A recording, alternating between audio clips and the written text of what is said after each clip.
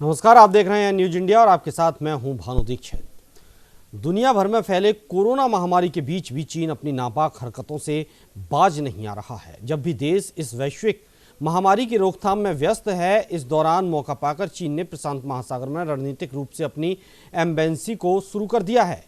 इस जगह पर अपनी एम्बेसी को शुरू करने के लिए चीन इतनी जल्दबाजी में था कि उसने वायरस के संक्रमण को खत्म होने का इंतजार भी नहीं किया। दरअसल चीन किरीबाती में नेवल बेस बना सकता है, तो वहीं आशंका जताई जा रही है कि जल्द ही चीनी सेना यहां अपना नेवल बेस बना सकती है। किरीबाती के राष्ट्रपति टेनेटी ममाऊ ने हाल ही में दूसरी बार चुनाव में जीत पाई है। राष्ट्रपति टेनेटी ममाऊ घोषित रूप से चीन के समर्थक हैं। पेइचिंग यात्रा के दौरान राष्ट्रपति टेनेटी ममाऊ और चीन के राष्ट्रपति शी जिनपिंग के बीच एमएनसी खोलने को लेकर सहमति बनी थी। तो वहीं कई रिपोर्ट्स के अनुसार 1,16,000 की आबादी वाले इस देश को चीन ने अरबों डॉलर का कर्ज भी दिया है। प्रशांत महासागर में दबदबा बढ़ा रहा चीन कोरोना वायरस और साउथ चाइना सी को लेकर अमेरिका और चीन के बीच तनाव चरम पर है। वहीं अमेरिका ने घोषणा की है कि वो चीन के किसी भी हरकत का मुंह तोड़ जवाब देने के लिए एशिया में अपनी सेना की संख्या को बढ़ा रहा है। अगर चीन के साथ अमेरिका का तनाव बढ़ता है तो प्रशांत महासागर में स्थित अमेरिका के सैनिक ठिकाने महत्वपूर्ण भूमिका निभाएंगे। इसलिए अमेरिका को पहले ही ब्लॉक करने के लिए चीन प्रशांत महासागर में अपना दबदबा बढ़ा रहा है। ऑस्ट्रेलिया से गहरा सकता है विवाद।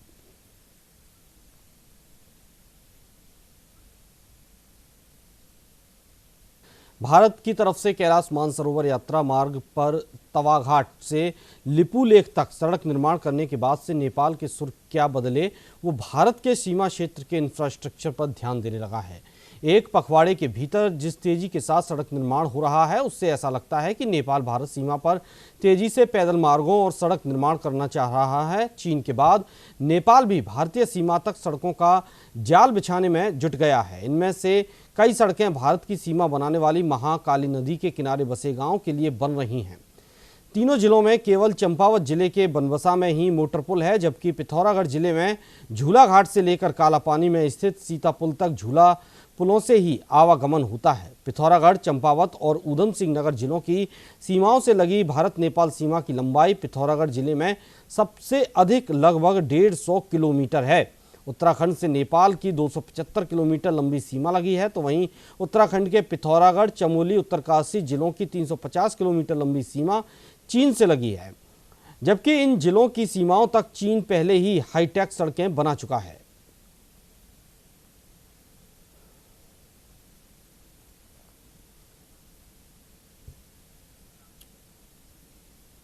मन की बात कार्यक्रम में प्रधानमंत्री नरेंद्र मोदी ने लद्दाख मसले पर बात की। पीएम मोदी ने कहा कि भारत की जमीन पर आंख उठाकर देखने वालों को करारा जवाब मिला है। मन की बात में पीएम मोदी ने यह भी कहा कि संकट आने की वजह से पूरे साल को खराब मानना ठीक नहीं। पीएम ने कार्यक्रम में मानसून, कोरोना संकट पर भी बात की और साथ ही आत्मनिर्भर बनने पर जोर दिया। लद्दाख में भारत चीन झड़प पर बात करते हुए पीएम मोदी ने कहा कि भारत की भूमि पर आंख उठाकर देखने वालों को करारा जवाब मिला है। मोदी ने कहा कि भारत मित्रता निभाना जानता है, तो आंख में आंख डालकर देखना और उचित जवाब देना भी जानता है।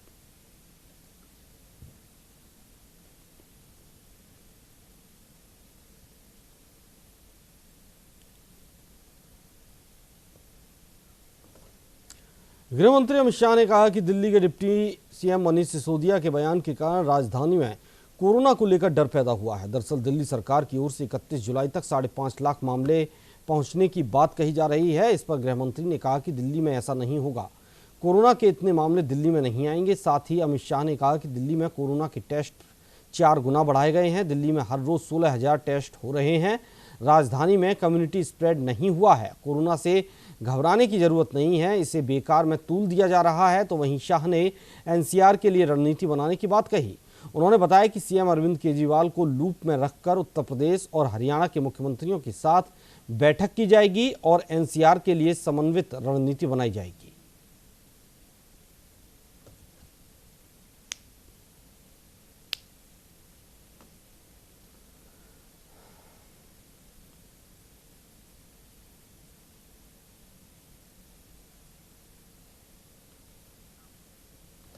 राजस्थान के भीलवाड़ा में एक शादी समारोह में 250 लोगों को बुलाने पर दूल्हे के घरवालों पर भारी ये मामला पड़ गया। दरअसल बारात में कोरोना का संक्रमण ऐसा फैला कि शादी समारोह में हिस्सा लेने वाले अब तक 15 लोग संक्रमित हो गए, जबकि कोरोना की वजह से दूल्हे के दादा की मौत भी हो गई। तो वहीं दूल्हा और उसके पिता समेत सभी 15 लोगों को अस्पताल में भर्ती करवाया गया है। साथ ही सरकार ने बारात में गए 127 लोगों को क्वारंटाइन किया है और इनके क्वारंटाइन फैसिलिटी और इलाज पर होने वाले खर्च का जुर्माना दूल्हे के पिता पर लगाया है। आपको बता दें कि अभी तक 6,26,600 रुपये का खर्च क्वारंटाइन फैसिलिटी और कोरोना इलाज पर हुआ है।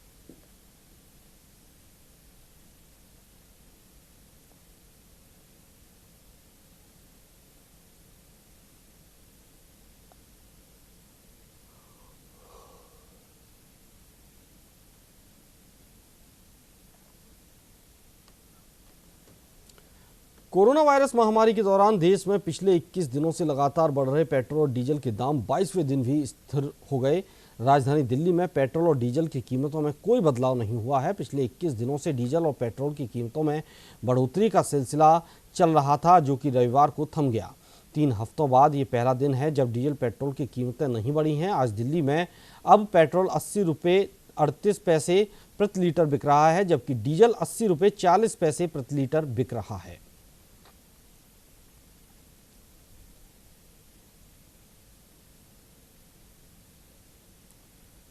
दिल्ली में पेट्रोल की कीमत 80 रुपये 38 पैसे और डीजल 80 रुपये 40 पैसे है। तो मुंबई में 87 रुपये 14 पैसे पेट्रोल और 78 रुपये 71 पैसे डीजल। चेन्नई में 83 रुपये 59 पैसे पेट्रोल तो डीजल 77 रुपये 61 पैसे। कोलकाता में पेट्रोल 82 रुपये 5 पैसे और डीजल 75 रुपये 52 पैसे। नोएडा में 81 रुपये 4 पैसे पेट्रोल की कीमत है। तो वहीं गुरुग्राम में 78 रुपये 59 पैसे पेट्रोल की कीमत, 72 रुपये 66 पैसे डीजल। बेंगलुरु में 82 रुपये 99 पैसे पेट्रोल और 76 रुपये 45 पैसे डीजल। पटना में 83 रुपये 27 पैसे पेट्रोल की कीमत है तो 77 रुपये 30 पैसे डीजल की है। चंडीगढ़ में 77 रुपये 36 पैसे पेट्रोल और 71 रुपये 86 पैसे डीजल की कीमत आज की है।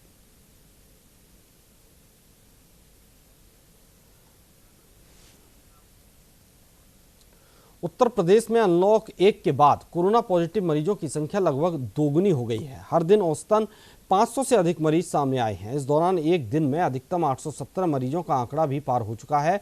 हालांकि पूरे देश के साथ ही प्रदेश में भी 1 जून को अनलॉक 1 की शुरुआत हुई थी। उसी दिन प्रदेश में 8,361 मरीज थे। 6 जून को आंकड़ा 10,103 तक पहुंच गया। इसके बाद हर दिन मरीजों की संख्या में बढ़ोतरी होती गई। 8 जून को मरीजों की संख्या ने 11,000 का आंकड़ा लगभग छू लिया था। तो वहीं 17 जून को कोरोना पॉजिटिव मरीजों की संख्या 15,181 हो गई। 25 जून को मरीजों की संख्या 20,325 और 27 जून को 21,694 पहुंच गई है। अनलॉक के बाद मरीजों की संख्या बढ़ने की सबसे बड़ी वजह जांच की सुविधा में बढ़ोतरी भी रही। प्रदेश में 27 मई को 7,725 नमूनों की जांच हुई थी। तो वहीं 27 जून को नमूना जांचने की क्षमता बढ़ाकर 20,028 हो गई है।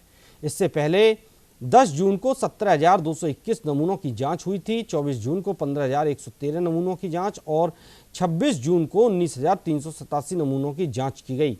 इस समय प्रदेश में 22 राजकीय और 9 निजी पैथोलॉजी में कोरोना वायरस जांच की सुविधा है। ऐसे बढ़ी मरीजों की संख्या तिथि नए मरीज कुल 15 जून को 480 थे।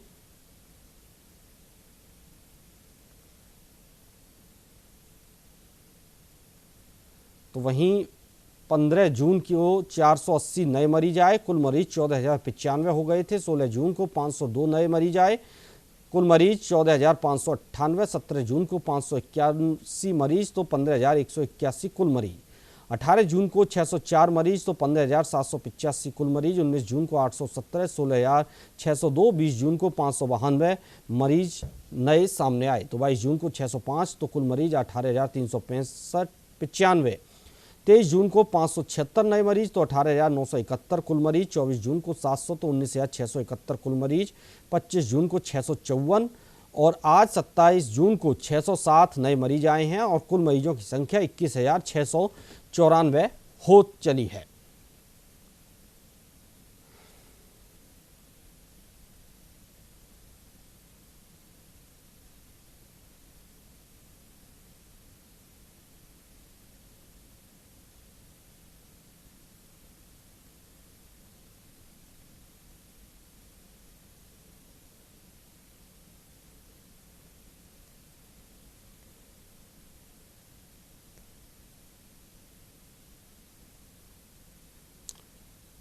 तो उत्तर प्रदेश में दिन ब दिन मरीजों की संख्या बढ़ती जा रही है।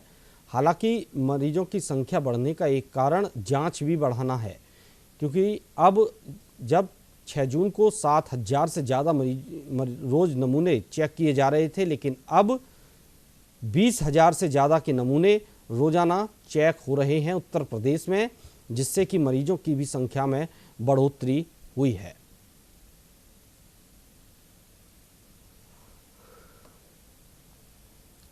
राजस्थान के दौसा में जयपुर डेयरी के दुग्ध संकलन केंद्र में वर्षों से कथित तौर पर मिलावटी दूध आने के मामले में डेयरी विभाग मामले को उजागर करने की बजाय रफा दफा करने में लगा हुआ है।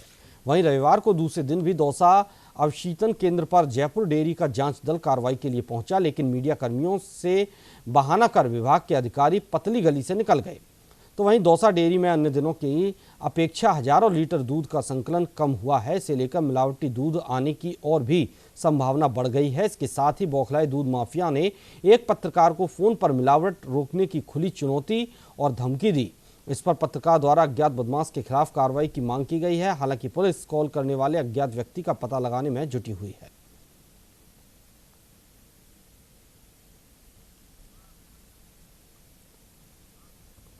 तो बता दें कि दौसा में मिलावटी दूध का ये मामला है पूरा, जहां डेयरी विभाग ने जयपुर डेयरी पहुंचकर कार्रवाई की है।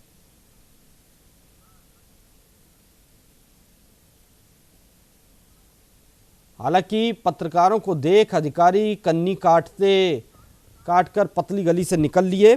और इस पर ज्यादा जानकारी के लिए हमारे संवाददाता राधेश्याम गुर्जर हमारे साथ जुड़े हुए हैं। राधेश्याम, जयपुर डेयरी में जो दौसा की डेयरी है उस वहां पर जो मिलावटी दूध का जो कारोबार चल रहा है, क्या कुछ इसके बारे में आपके पास अपडेट है और आज क्या कुछ वहां हुआ? जी भानु, मैं आपको बता दूं, मैं बड़ा अब अपडेट मैं आपको दे रहा हूं कि डेयरी दौसा डेयरी में बड़ी मिलावट चल रही है। इस पर पर्दा डालने के लिए जयपुर डेयरी के अधिकारी लगे हुए हैं और समुचित कार्रवाई नहीं कर रहे हैं, जबकि कल लिए गए सैंपल में साफ हो गया कि यहाँ पे मिलावट चल रही है। मिलावट के बाद में यहाँ पे जो जहां मिलावट चल रही थी वो प्राथमिक दुग्ध समितियां जो है उन्होंने मिलावट करना बंद करके और दूध को बंद कर लिया है। उसके प्रभाव में जयपुर डेयरी में हजारों लीटर की आज दूध के संकलन में कमी आई है जी। तो ये साफ तौर से दर्शाता है कि दौसा डेयरी में दूध का जो है फर्जी तरीके से संकलन किया जाता था, लेकिन आज उस दूध को नहीं भेजा गया। जी राधेश्याम, अब आज दूध नहीं भेजा गया है, दूध के जो संकलन में कमी आई है, इसका मुख्य कारण क्या है? जो लगातार न्यूज इंडिया इस खबर को दिखा रहा है, क्या वही कारण है या जो दूध माफिया है, मिलावटखोर जो माफिया हैं, वो समझ चुके हैं कि कुछ दिनों के लिए हमें मिलावटखोरी का धंधा बंद कर देना चाहिए? देखिए सर, पहले क्या होता था कि मीडिया को इस संबंध में पता नहीं होता था, और कल ये मामला जब मीडिया में आया और न्यूज इंडिया ने खास तौर से इस चीज को प्राथमिकता से उठाया, तो मेरे को इस बात की धमकी भी दी गई कि खुली चुनौती दी गई कि आप जो है रोक के दिखाइए, हमारा दूध तुल गया है और जो करना है वो कर लीजिए। इस बारे में पुलिस को भी शिकायत दे दी गई है। लेकिन बड़ा सवाल ये होता है कि आज दूध में हजारों लीटर की कमी कैसे आई?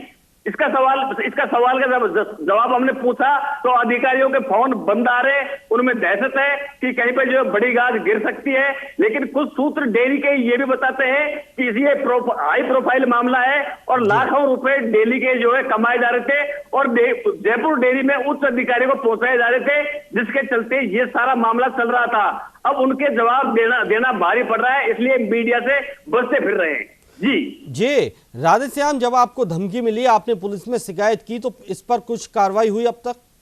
जी मैं बता दूं आपको, पुलिस ने जो है शिकायत दर्ज कर ली है और पुलिस कह रही है कि हम कालरा अज्ञात है और उसका हम पता लगा रहे हैं। उसका पता लगते ही जो है इस पे हम कार्रवाई करेंगे। और कहीं ना कहीं मैं आपको एक बड़ी बात बता दूं कि ये जो है किसी सामान्य आदमी का काम नहीं है।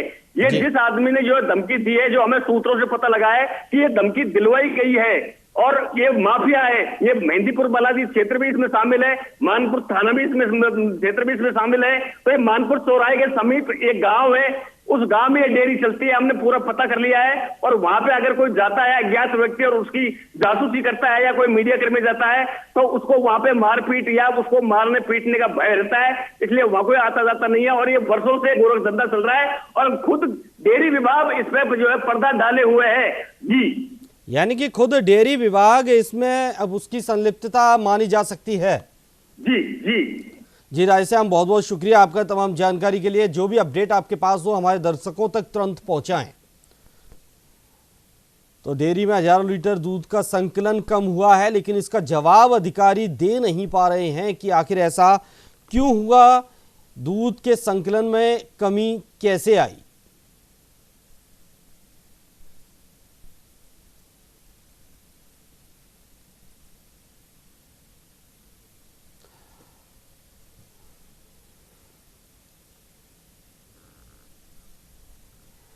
इसी के साथ इस बुलेटिन में फिलहाल इतना ही। आप देखते रहिए न्यूज इंडिया।